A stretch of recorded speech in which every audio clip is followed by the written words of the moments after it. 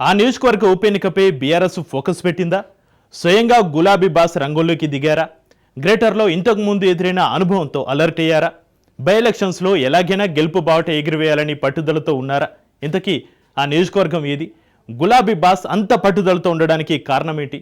అక్కడ ఉప ఎన్నికల్లో కారు పార్టీ వ్యూహాలు ఏ మేరకు ఫలిస్తాయి? Let's watch the story. Jubilee Hills ఉప ఎన్నికపై బీఆర్ఎస్ ఫోకస్. గెలిపే లక్ష్యంగా గులాబీ పార్టీ అడుగులు.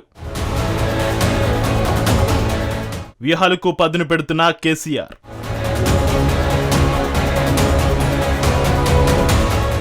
జూబ్లీహిల్స్ ఉప ఎన్నిక ప్రతిపక్ష బీఆర్ఎస్ పార్టీకి సవాల్గా మారింది.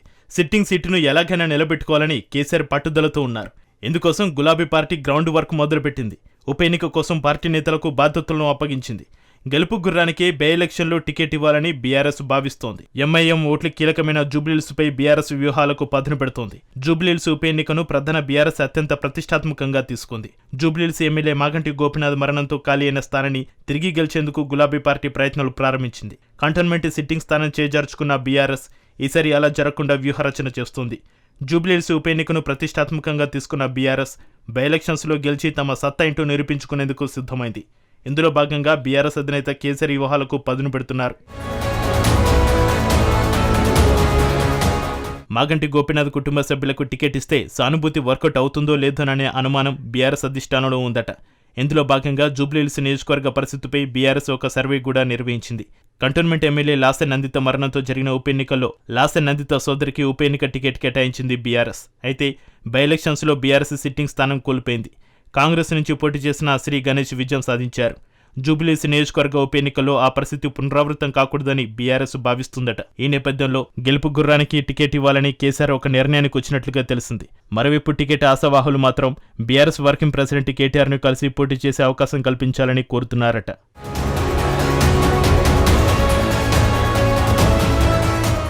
ఇంకోవైపు కంటోన్మెంట్ ఉప ఎన్నిక అనుభవం నేపథ్యంలో బీఆర్ఎస్ ముందే మేల్కొంది. ఉప ఎన్నిక ఎప్పుడు వచ్చినా ఎదుర్కోవాలని బీఆర్ఎస్ అధినేత కేసీఆర్ పార్టీ నేతలను ఆదేశించారు. ఇందులో భాగంగా జూబ్లీహిల్స్లో బీఆర్ఎస్ గ్రౌండ్ వర్క్ను ప్రారంభించింది. గోపీనాథ్ సంతాప సభల పేరుతో బీఆర్ఎస్ నేతలు బస్తీ ప్రజలను కలుసుకుంటున్నారు. మరోవైపు జూబ్లీహిల్స్ ఉప ఎన్నిక కోసం పార్టీ పరంగా ఇన్ఛార్జీలను నియమించింది. జూబ్లీహిల్స్ నియోజకవర్గంలో మొత్తం 6 డివిజన్లు ఉన్నాయి. ఒక్కో డివిజన్కు ఒక్కో ఇన్ఛార్జీను నియమించారు. అదే సమయంలో పార్టీ నేతలు తలసాని శ్రీనివాస్ యాదవ్, పద్మారావు గౌడ్, మహమూద్ అలీ, నల్లమూతు భాస్కర్, ఎమ్మెల్సీలు దాసోజు శ్రావణ్, పోచంపల్లి శ్రీనివాసరెడ్డిలకు జూబ్లీహిల్స్ ఉప ఎన్నిక బాధ్యతలను బీఆర్ఎస్ అధిష్టానం అప్పగించింది.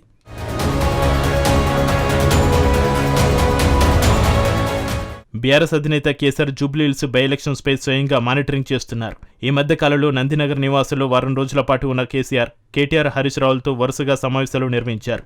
జూబ్లీహిల్స్ సిట్టింగ్ సీటును ఎలాగైనా గెలిచి తీరాలని కేసీఆర్ చెప్పారట. ఇందులో భాగంగా బలమైన అభ్యర్థిని బరిలోకి దింపాలని కేసీఆర్ నిర్ణయించారట. మాగంటి గోపీనాథ్ భార్య సునీత, ఆయన సోదరుడు వజ్రనాథ్లు బీఆర్ఎస్ టికెట్ రేసులో ఉన్నారు. అదే సమయంలో పీజీఆర్ తనయుడు జూబ్లీహిల్స్ మాజీ ఎమ్మెల్యే విష్ణువర్ధన్ రెడ్డి సైతం బీఆర్ఎస్ టికెట్ ఆశిస్తున్నారు. మాగంటి గోపీనాథ్ భార్య సునీతకు టికెట్ ఖరారైందంటూ బీఆర్ఎస్ వర్గాల్లో చర్చ నడుస్తోంది. అయితే తనకే టికెట్ ఇవ్వాలంటూ గోపీనాథ్ సోదరుడు వజ్రనాథ్ కేటీఆర్ను కలిసి విజ్ఞప్తి చేశారట. ఈ నేపథ్యంలో గోపీనాథ్ కుటుంబంలోనే టికెట్ కోసం పోటీ నెలకొందట. అయితే సానుభూతి వర్కౌట్ అవుతుందా లేదా అనే కోణంలో బీఆర్ఎస్ నాయకత్వం ఉంది. కంటోన్మెంట్ ఉప ఎన్నికలో సానుభూతి వర్కౌట్ కాలేదు. దీంతో అభ్యర్థి విషయంలో కేసీఆర్ ఆచితూచి వ్యవహరిస్తున్నారట. జూబ్లీహిల్స్ నియోజకవర్గంలో ముస్లిం మైనారిటీ ఓట్లు కీలకంగా ఉన్నాయి. నియోజకవర్గంలో సుమారు 1,20,000 ముస్లిం మైనారిటీ ఓట్లు ఉన్నాయి. దీంతో ఆ వర్గం ఓట్లపై బీఆర్ఎస్ నాయకత్వం ప్రత్యేక దృష్టి పెట్టిందట. ఈ నేపథ్యంలోనే జూబ్లీహిల్స్ నియోజకవర్గం ముస్లిం నేతలతో BRS trouble shooter Harish Rao సమావేశం నిర్వహించారు.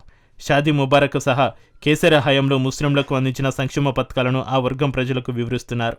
అదే సమయంలో మహమూద్ అలీ సహా ఇతర ముస్లిం నేతలకు ప్రత్యేక బాధ్యతలు అప్పగించారు. 2018, 2023 అసెంబ్లీ ఎన్నికల్లో బీఆర్ఎస్కు మద్దతుగా ఎంఐఎం పార్టీ బలంగా నిలబడింది. ఈసారి ఆ మద్దతు కరువయ్యే అవకాశం ఉండడంతో ఏ విధంగా ముందుకు వెళ్తే గెలుపు అవకాశాలు ఉంటాయని కేసీఆర్ వ్యూహరచన చేస్తున్నారట. మొత్తానికి జూబ్లీహిల్స్ స్థానాన్ని తిరిగి దక్కించుకోవాలని బీఆర్ఎస్ పట్టుదలగా ఉంది. మరి గులాబీ వ్యూహాలు ఏ మేరకు ఫలిస్తాయో వేచి చూడాలి.